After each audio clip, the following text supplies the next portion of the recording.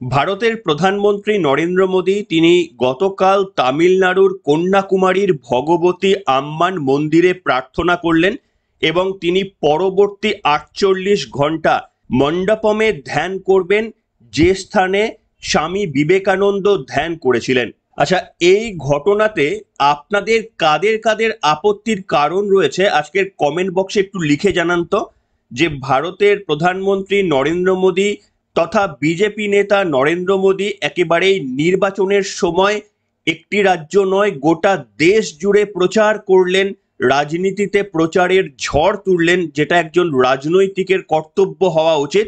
এবং সেটা করার পর যখন তার এই মুহূর্তে কাজ সমাপ্ত হয়েছে এবং যেহেতু এখনো পর্যন্ত কোনো ফলাফলের ঘোষণা করা হয়নি, তাই অন্তর্বর্তী প্রধানমন্ত্রী হিসাবে তিনি এই মুহূর্তে কোনো সিদ্ধান্ত নিতে পারবেন না যতক্ষণ না পর্যন্ত ভোটের রেজাল্ট বেরিয়ে আসে। এই অবস্থায় ভারতের প্রধানমন্ত্রী নরেন্দ্র মোদী তিনি ধ্যানমগ্ন হচ্ছেন 48 ঘন্টা বা দুদিনের জন্য। এটাতে বিরোধী দলদের দেখছি প্রচুর আপত্তি, বিশেষ করে রাজ্যের মাননীয় মুখ্যমন্ত্রী মমতা বন্দ্যোপাধ্যায়, তার কিন্তু প্রচুর আপত্তি রয়েছে। কেন তার আপত্তি সেই সমস্ত বিষয়গুলো আপনাদের সামনে বলবো। এবং আপনারা কমেন্ট বক্সে অনেকেই জিজ্ঞাসা করছিলেন যে আমার কি মতামত, নির্বাচনের ফল কি হতে পারে, এই সম্পর্কে কিছু ব্যাখ্যা আজকের পর্বেই আপনাদের সামনে তুলে ধরবো। নমস্কার, welcome to simple as ABC. আপনাদের সকলকে স্বাগত জানিয়ে শুরু করছি আজকের বিশেষ বিশেষ খবর।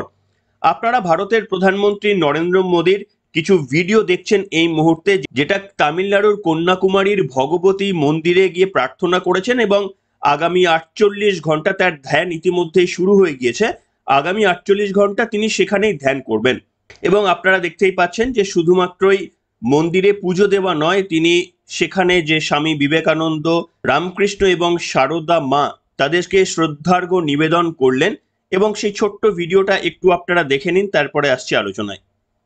আচ্ছা, এই নিয়ে বিরোধীদের তুমুল আপত্তি। কেন প্রধানমন্ত্রী নরেন্দ্র মোদী ধ্যানে বসবেন, কেন ক্যামেরা সেই ছবিগুলো তুলবে, এই সমস্ত আপত্তি। আপনাদের যদি ক্ষমতা থাকে আপনারাও ধ্যানে বসুন না কেন? কিংবা আপনারা যখন ঈদের নামাজে গিয়ে ইফতার করেন তখন কি ফটো ওঠে না?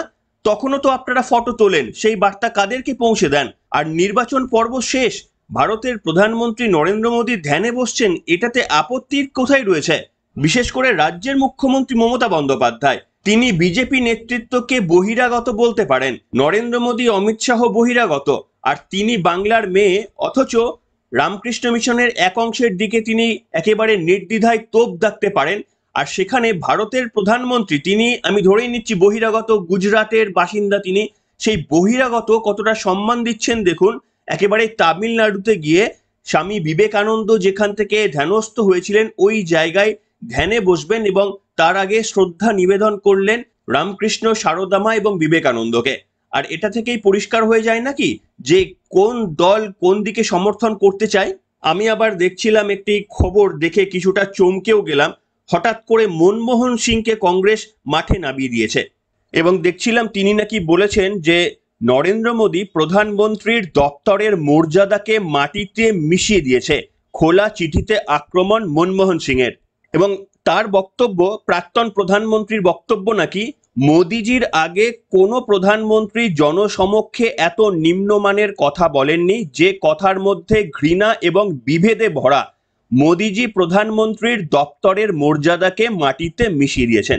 বাহ, খুব ভালো কথা, কিন্তু নিশ্চিতভাবে এই ধরনের সমীক্ষা বা সমালোচনা হওয়া অত্যন্ত প্রয়োজনীয়।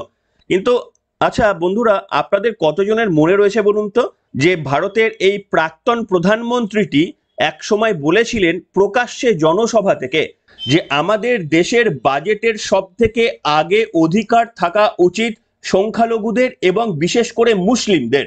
একজন প্রাক্তন প্রধানমন্ত্রী তিনি প্রধানমন্ত্রীর চেয়ারে থেকে বলেছিলেন যে ভারতের বাজেটের নাকি সব থেকে আগে অধিকার হওয়া উচিত মুসলিমদের। তিনি নাকি কোনো ঘৃণা ভাষণ দেননি, তিনি নাকি প্রধানমন্ত্রীর মর্যাদাকে ক্ষুণ্ণ করেননি।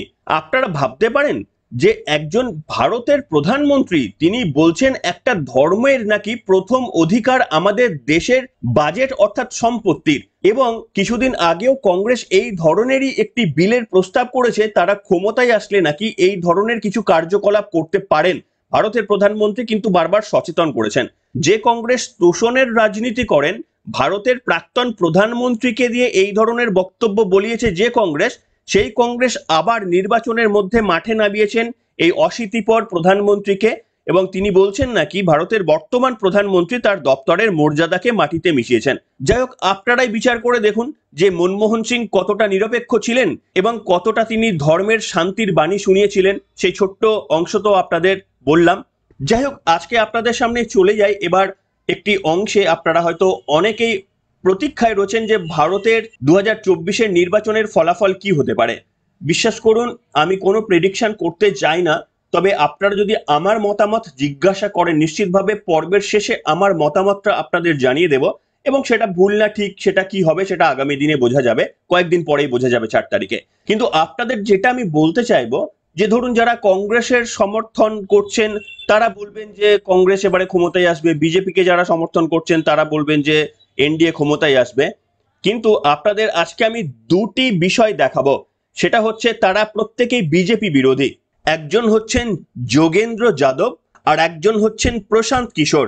এনারা কিন্তু তীব্র বিজেপি বিরোধী, এবং যোগেন্দ্র যাদব তো সম্পূর্ণভাবে ইন্ডিয়া জোটের সমর্থনে রয়েছেন। এবার আপনাদের বলি এনারা দুজন কি প্রেডিক্ট করছেন। সম্পূর্ণ বিজেপি যারা বিরোধী তাদের প্রেডিকশনটা দেখা এই জন্যই প্রয়োজন, তাহলে তাদের প্রেডিকশন থেকে বোঝা যাবে যে বিজেপি সব থেকে খারাপ ফল হলে কি করতে পারে। সেই জন্যই কিন্তু আপনাদের এই দুজনের প্রেডিকশন দেখাচ্ছি। আর এনারা প্রত্যেক বছর কিন্তু প্রত্যেকটি লোকসভায় প্রেডিকশন করে থাকেন। যোগেন্দ্র যাদব কিছুদিন আগেও মুখ্যমন্ত্রী মমতা বন্দ্যোপাধ্যায় যখন ধর্নায় বসেছিলেন, সে মুখ্যমন্ত্রী মমতা বন্দ্যোপাধ্যায়ের পাশে বসেছিলেন এই যোগেন্দ্র যাদব। আচ্ছা, তিনি কি মনে করছেন? তিনি মনে করছেন বিজেপি পেতে পারে 240 থেকে 260টি আসন, অর্থাৎ 272-এর ম্যাজিক ফিগার বিজেপি এককভাবে ক্রস করবে না। আর বিজেপি সমর্থিত যে দলগুলি রয়েছে তারা 35 থেকে 45টি আসন পেতে পারে। অর্থাৎ যোগেন্দ্র যাদবের হিসাবে এনডিএ 275 থেকে 305টি আসন পেতে পারে, এমনটা নিজে মনে করছেন যোগেন্দ্র যাদব। অর্থাৎ তিনি মনে করছেন এনডিএ সংখ্যা গরিষ্ঠতা পেতে পারেন। তীব্র বিজেপি বিরোধী, একেবারেই মমতা বন্দ্যোপাধ্যায় বলুন, কংগ্রেস বলুন, অন্যান্য যে কোনো দলকে অন্ধভাবে সমর্থন করেন। তিনি নিজেই মনে করছেন যে এনডিএ 272-এর ম্যাজিক ফিগার পেরিয়ে যাবে। অর্থাৎ যে ব্যক্তি, যে রাজনৈতিক ব্যক্তি সম্পূর্ণ বায়াসড একজন পার্সন, যার রাজনৈতিক মতামত সম্পূর্ণ বায়াসড, সেই ব্যক্তি পর্যন্ত তীব্র বিজেপি বিরোধী হয়ে মনে করছেন যে বিজেপি বা এনডিএ, সেই ব্যক্তি মনে করছেন বিজেপি এককভাবে না করলেও এনডিএ কিন্তু 272-এর ম্যাজিক ফিগার পৌঁছে 300 পৌঁছে যাবে বা 300 ক্রস করে যাবে। এবং এই যোগেন্দ্র যাদব মনে করছে যে কংগ্রেস পেতে পারে 85 থেকে 100 আসন, আর বাকি ইন্ডিয়া জোট পেতে পারে 120 থেকে 135 আসন।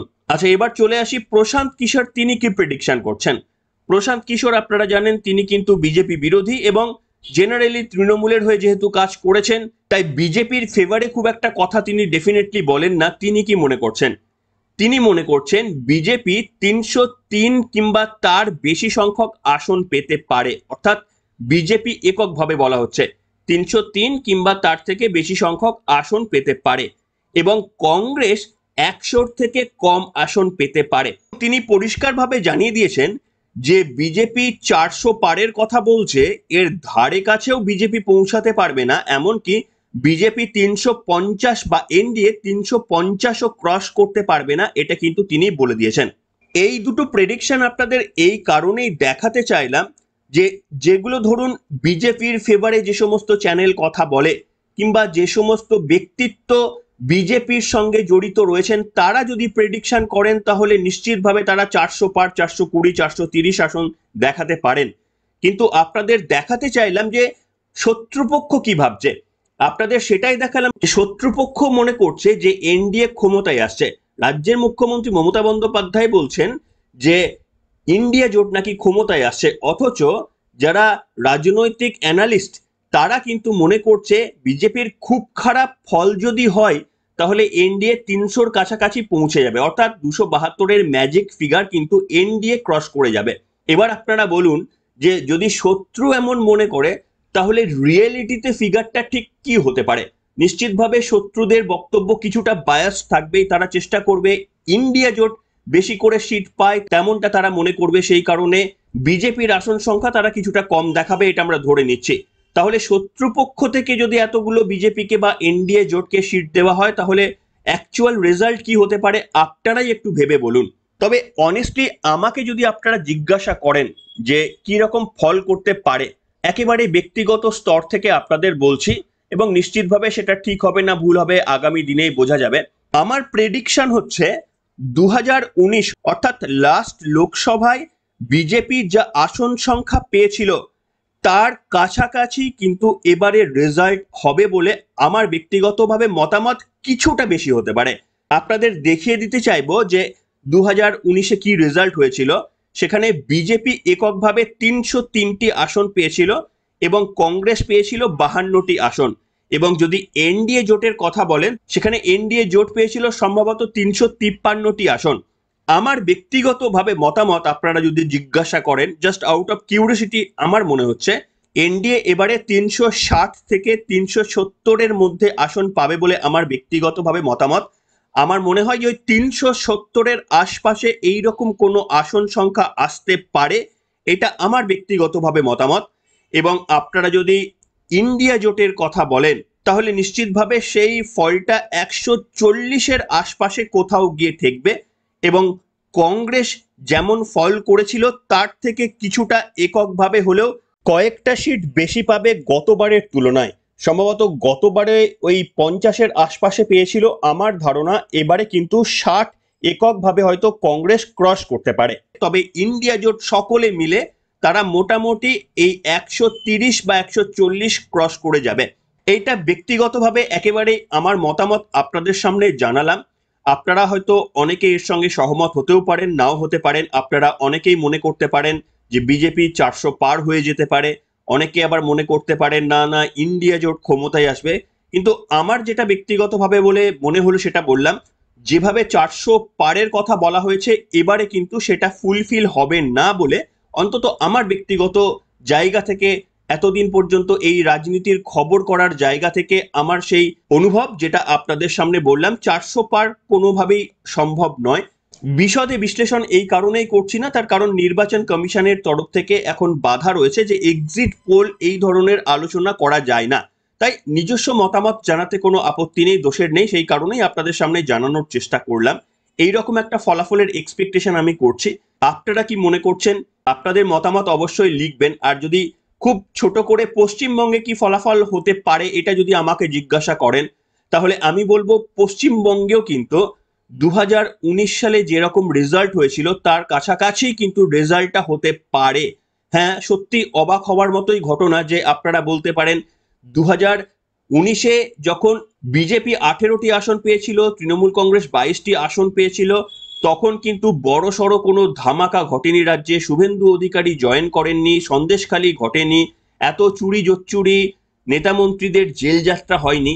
কিন্তু তা সত্ত্বেও আমার কোথাও গিয়ে মনে হয় পশ্চিমবঙ্গের ডেমোগ্রাফিক জোনটা এমন একটি জায়গায় পৌঁছে গিয়েছে, যে সমস্ত সিটগুলো বিজেপি পায়নি, ডেফিনেটলি গতবারের থেকে এবারের আসন সংখ্যা বাড়বে, ডেফিনেটলি বাড়বে, এটা আমার প্রেডিকশন। কিন্তু সেই জায়গাটা এমন কোথাও গিয়ে পৌঁছাতে পারবে না, এবং তার প্রধান কারণ হচ্ছে ডেমোগ্রাফিক যে সিচুয়েশন। আপনারা বুঝতে পেরেছেন আমি কি কথা বলতে চাইছি। তার কারণ যে সমস্ত মানুষ বিজেপির পক্ষে ভোট দেওয়ার ছিল তারা 2019-এই সমর্থন করেছেন। হ্যাঁ, এবারে এক্সট্রা যেটা কংগ্রেস এবং সিপিএম এর কিছু মানুষ রয়েছে যারা তৃণমূল কংগ্রেসের অপশাসন থেকে মুক্তি চান, তারা কিন্তু কট্টর সিপিএম এর বা কংগ্রেসের সমর্থক। তারাও কিছু সম্ভাবনা রয়েছে বিজেপিকে ভোট দেওয়ার, তার কারণ তারা চাইবেন তৃণমূল যাতে দুর্বল হোক। সেই জায়গা থেকে ডেফিনেটলি বিজেপির সিট বাড়বে, কিন্তু আমার কোথাও গিয়ে মনে হচ্ছে না যে আসন সংখ্যাটা 30 পেরিয়ে যেতে পারে, যেমনটা বিজেপি ডাক দিয়েছে এমনটা ব্যক্তিগতভাবে আমার মনে হচ্ছে না। তবে 2018 থেকে অভাবনীয় ফল হবে নিশ্চিতভাবে, সেই অর্থে ভালো ফল হবে। খুব কম মার্জিনে কয়েকটা সিট বিজেপি হারতে পারে এমন প্রেডিকশনও আপনাদের সামনে আমি করছি, কিন্তু তা বলে 30 পেরিয়ে যাবে এমনটা হবে না। আমার ধারণা 22 থেকে 25টি আসনের মধ্যে কিন্তু বিজেপি এবারে পেতে পারে বলে আমার ব্যক্তিগতভাবে মতামত। আপনাদের কি মনে হচ্ছে লিখে জানাবেন। আপনারা হয়তো অনেকেই রেগে যেতে পারেন, অনেকেই ভাবতে পারেন আমার সঙ্গে মিলল না আপনাদের প্রেডিকশন। সেটা দেখুন হতেই পারে, এটাই স্বাধীনতা। এবং আপনারা লিখে জানান যে কতটা ডিফারেন্স হচ্ছে দেখি, এবং নিশ্চিতভাবে যখন এক্সিট পোলগুলো আসবে সেই আলোচনাগুলো আপনাদের সামনে করব, এবং তারপরে যখন অ্যাকচুয়াল রেজাল্ট আসবে তখন তো আমরা দেখতে পারবোই। যাই হোক, কি বলবেন, আজকের পর্বটা আর এগিয়ে নিয়ে গেলাম না, এখানেই শেষ করলাম। আপনাদের কি মনে হচ্ছে আপনাদের মতামত লিখে জানাবেন। এখনকার মতো কিন্তু এখানেই শেষ করলাম।